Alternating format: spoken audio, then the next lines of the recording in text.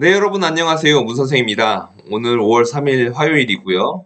오늘 준비한 경제 뉴스는 대구, 충북 미분양 증가에 심지어 대형사들도 고전하고 있다라는 내용의 기사입니다. 먼저 여러분들이 아시다시피 이 대구의 부동산 같은 경우는 상당한 상승세를 보였었습니다. 서울만 주도해서 상승했던 16년, 17년도의 이 상승세 기간 동안 대구 역시 17년도, 18년도에 굉장히 높은 상승률을 보여왔고 19년도에도 굉장히 많이 올랐었죠. 그러다가 작년부터 엄청난 물량들이 터져 나오면서 좀 가격이 흔들리는 것 아니냐라는 말들이 나왔고요. 최근에는 브랜드 단지도 좀 완판이 어려운 상황, 그리고 심지어 수성구에서도 가끔 좀 어려움이 있다.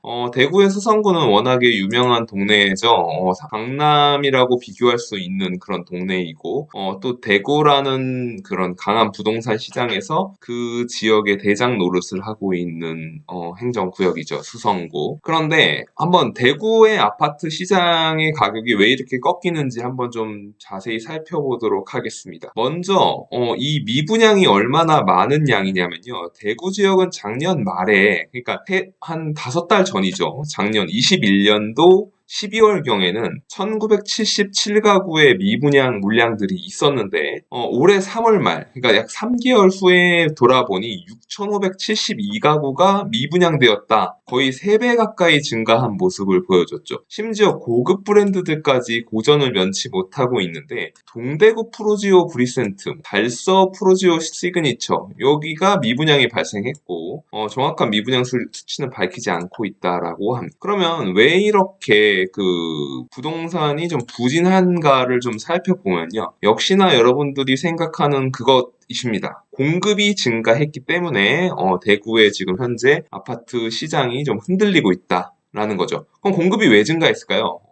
주택 가격이 올라가니까 착공을 하려는 그런 건설사들이 많았을 거고 시행사들도 많았고 그렇게 가격이 올라가니까 가격이 오른 틈에 물건을 팔아서 돈을 벌려는 공급업자들이 나타나면서 공급을 늘리게 되고 공급이 늘어나게 되니까 앞으로도 계속 공급이 늘어날 거가 두려운 소비자들이 매수를 주춤하면서 가격이 떨어지는 그런 현상이 나타나고 있습니다. 이게 바로 자본주의에서 나타나는 가격, 즉 보이지 않는 손으로 시장을 컨트롤하는 것이죠. 정부가 나서서 뭐 임대주택을 공급한다든가 뭐 가격을 억지로 누르는 게 아니고 공급에 맡겨놨더니 이런 자연스러운 시장의 사이클이 나타나는 거죠. 이 공급이라는 그런 장사 앞에서 얼마나 시장이 속수무책이냐면요. 작년에 17,000가구가 들어왔었는데 2022년 올해는 28,000가구가 들어오고 내년에는 34,000가구가 들어올 예정이라서 아니 지금도 이렇게 미분양 물량이 많은데 이렇게 앞으로도 계속 많이 들어오면 어떡할 것이냐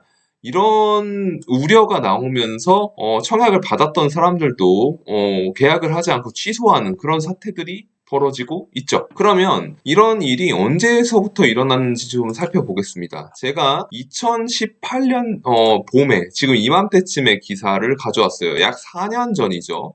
이때 규제 칼날에도 식을 줄 모르는 대구 집값, 원인은 공급 부족 이렇게 나와 있습니다. 그러면 수요자 선호의 도심권의 공급량이 적었고 이제 그렇기 때문에 지방 광역시 중에서 최고 상승률을 보이고 있고 학군의 수요가 높은 수성구가 1.68%가 오르고 있다라고 하죠. 그럼 대구 수성구가 지방 주택 가격 상승률 중에서도 이 당시에 1위를 기록하고 있었습니다. 1.68%가 올랐는데요. 뭐 1.68%면 어마어마하게 많이 오른 거죠. 3개월 동안. 뭐 지금의 코로나 유동성 폭발로 인해서 상당히 올랐던 그 시절을 제외하고는 굉장히 많이 올랐던 것입니다. 집값 상승세의 진원지는 수성구였고요. 마치 강남이 시장을 주도하듯 수성구가 대구를 주도해가지고 많이 올랐었죠. 그럼 왜 이렇게 많이 올랐느냐? 여기 기사에는 2015년도에 15,000가구가 분양이 됐는데 2년이 지나자 그 공급 물량이 반토막이 났습니다. 7,600가구. 그러자 공급이 감소하니까 이게 얼마나 감소한 거냐면 한 해에 26,000, 22,000 이렇게 뿜어내다가 이 입주 물량이 반토막이 나고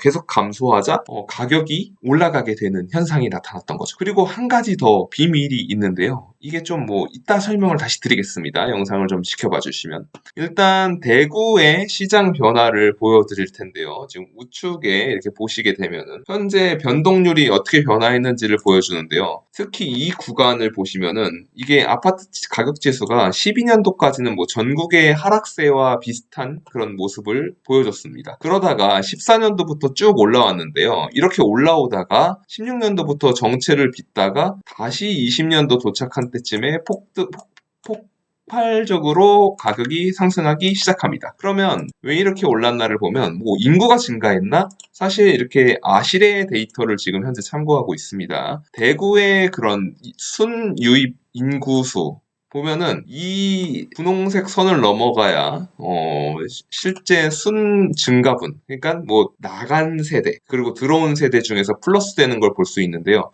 여러분이 보시다시피 큰 변화가 없어요. 이 제로의 상태에서 유지되고 있습니다. 심지어 인구수를 보시면요. 조금씩 감소하는 경향을 보여줍니다. 그러면은 이게 단순히 버블이었을까를 보면은 또 그렇게 생각되지는 않는 게 2018년도에 246만 명이었다가 대구의 인구가요. 244만 명으로 감소하고 계속 240만 초반대를 유지하고 그러다가 240만 명이 21년도에는 무너집니다. 그러고 2022년도 작년 대비 10,000명가량 감소한 인구수를 보여주고 있고 반면에 세대수는 유지되고 있는 모습을 보여주고 있죠. 그러면 집의 수요가 증가하지 않았는데도 가격이 내려간다. 가격이 오르락 내리락 한다. 이거는 공급 때문이겠죠.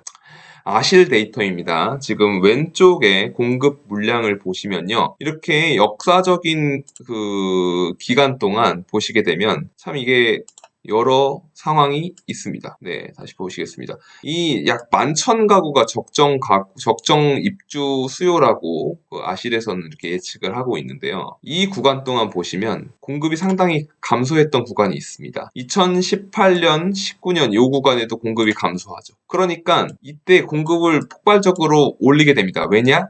이때 공급이 감소하니까 가격이 올랐고 가격이 오르니까 공급이 증가합니다. 이 대구 부동산이 참 재밌는 게 사이클이 그대로 살아있게 이렇게 움직이고 있습니다. 공급 물량에서. 그러니까 앞으로도 24년, 26년 가면은 지금 뭐 등록된 입주 물량이 적게 카운팅 됐을 수도 있지만 누군가 이 아실이라는 프롭테크에다가 입주 물량을 입력을 했을 텐데 현재 기준으로는 25년, 26년에는 공급 물량이 감소하는 걸로 나타납니다. 그렇게 되면 지금 마의 구간을 통과한 3년에서 4년 후에는 대구 아파트는 다시 반등할 것이다 라는 거를 전망할 수 있죠. 네. 왜냐하면 철저히 이렇게 시장 사이클로 움직이는 시장이기 때문에 오르락 내리락 하다가 지금은 공급이 오르니까 가격이 내리는 타임이 있고 2023년 후반에 가게 되면은 입주 물량이 감소하면서 당연히 가격은 반등할 그런 터닝 포인트를 만들어낼 것으로 보이고 있습니다. 그런데 여기에 한 가지 더 포인트, 아까 말씀드렸던 대로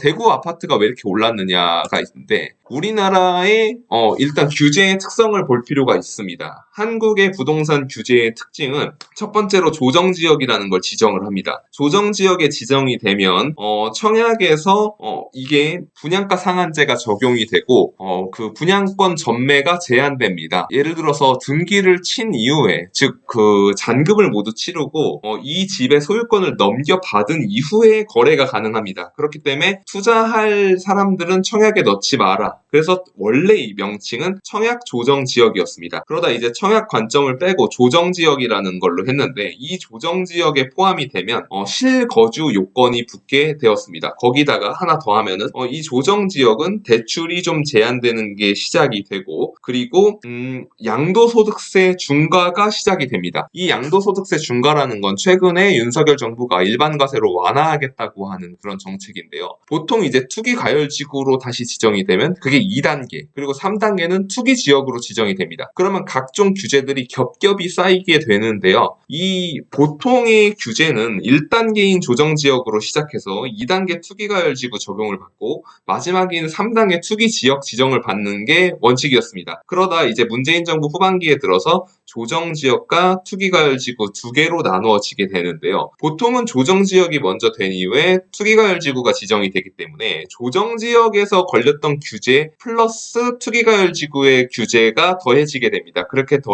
강한 규제가 들어오게 돼 있는데요. 이 투기과열지구 2단계 규제에는 양도소득세는 일반 과세로 되어 있어요. 왜냐하면 이렇게 설계되어 있던 이유가 1단계에서 양도소득세 중과를 받은 지역들이 주로 2단계로 들어오기 때문에 굳이 여기에 양도소득세 중과 규정을 넣을 필요가 없던 거예요. 근데 보통 이제 박근혜 정부 말기에 조정지역 지정이 되면서 서울, 고양, 성남 이런 지역들이 지정이 되었었는데 이때 대구는 지정이 안 됐다가 문재인 정부 들어서 17년 파리 대책이 될 때 가격이 엄청 급등하니까 조정지역을 넘어서 2단계, 3단계 규제인 투기과열지구와 투기지역 지정을 하게 됩니다. 근데 이 대구는 조정지역은 지정이 안 되다가 2단계 조건인 투기과열지구 지정이 돼버렸어요. 그러니까 1단계에 있는 양도소득세 중과 규정은 이 대구에는 적용이 되지 않은 채 2단계 규정만 되게 된 거예요. 그렇게 되니까 마치 전 지역, 서울 전 지역을 포함해서 상당히 투자 수요가 몰리던 지역들은 양도소득세 중과를 받기 때문에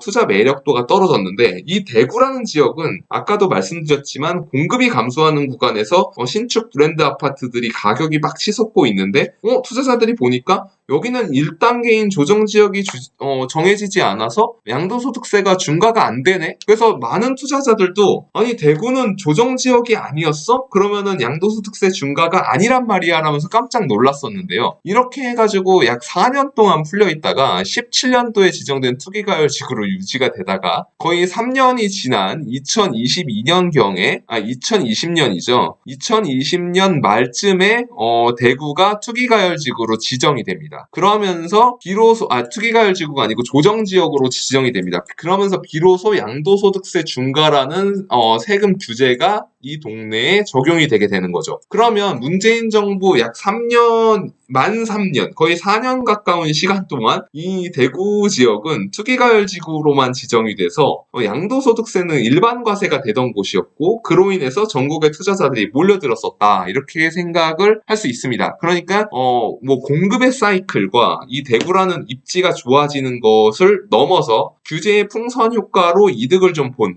그러니까 가격이 오르는 걸 이득이라고 규정했을 때 그렇게 좀 이득을 봤던 그런 지역이었다. 이렇게 됩니다. 그래서 어쨌든 지금 현재에는 대구 지역의 미분양이 상당하고 이 시행사들도 미분양이 얼마나 있는지 공개를 하지 않을 만큼 그런 상황이다라고 나오고 있습니다. 그러나 아까 아실데이터에서 보여드렸다시피 이 2024년과 2026년을 넘어가면 공급 물량이 너무 감소하기 때문에 마치 2012년경에 나타났던 그런 반등, 그리고 2018, 19년을 기점으로 나타났던 반등세가 이 2026년 그리고 2025년 경에는 또 나타날 수 있다. 이렇게 생각하면 될 것 같습니다. 그래서 오늘은 대구 부동산을 통해서 시장의 사이클이 가격에 어떤 영향을 끼치는지 보았습니다. 네. 그리고 또 규제의 풍선 효과가 어떻게 더 시너지를 나타내면서 나왔는지도 보았고요. 네, 오늘 이렇게 영상이 도움이 되셨으면 좋아요와 구독하기 부탁드리겠습니다. 고맙습니다. 오늘 하루도 좋은 하루 되세요.